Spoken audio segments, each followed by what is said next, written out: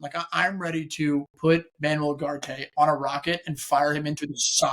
Like I get why he plays to like balance Bruno and be like and win tackles and like be a little bit more athletic.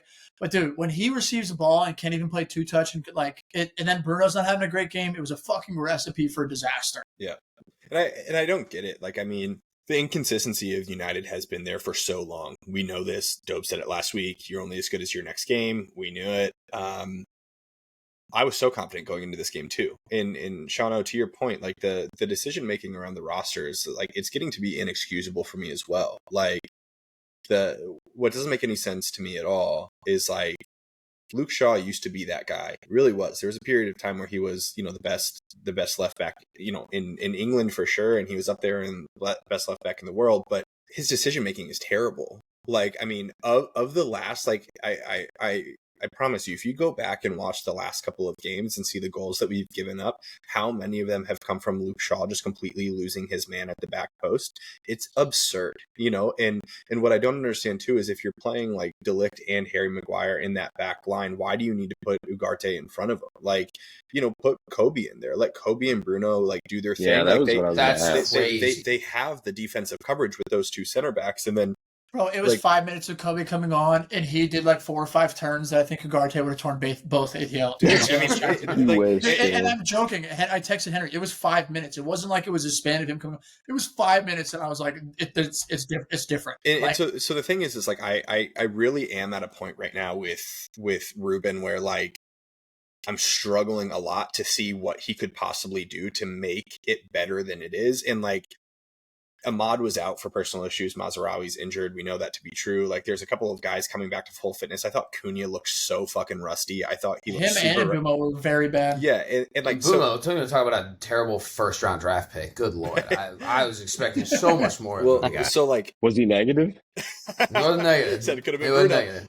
But you know, so of course, like we all deal with our own injuries and all that stuff. But like this, it's just not working with Amram at all, and so there's only like 2 things that I could see happening is like, one, we let him go at this next international break. I guess after November 1st or whatever it is, November 1st, like we saved 12 million by sacking him, whatever. Like, so I could see that happening, that international break, we let him go after November 1st. There's that. But then it becomes like, well, who do you go and get? Like who's that? There's that conversation that we'll never get to the end of. But then the only other thing that I could see, like, is Tuchel coaching here now? Yeah, he's England's coach. He's on England.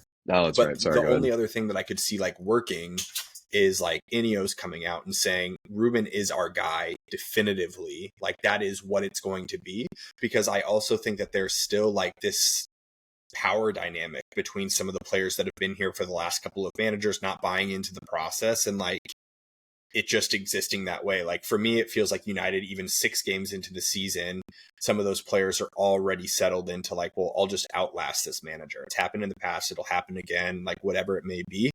You know, I've even gone so far down the Twitter timeline over the last week saying that like United might have thought that Bruno was like on his way to Saudi, which is why they got both Mbumo and Cunha. But now that Bruno stayed, they feel pressured to like playing him in the midfield, which is why there's that. But it doesn't excuse Amram's like substitutions. It doesn't excuse like his consistent like team selections. Like I'm getting to the point where like I don't think the loss is all on Amram at all. Like, you know, Amram's system didn't make Bruno miss that penalty at all. Like, but he's not helping his case by the selections that he's making. The team is underperforming for sure. Guys aren't doing what they should be doing, but like you got to at least put out your best 11 whenever you need a win.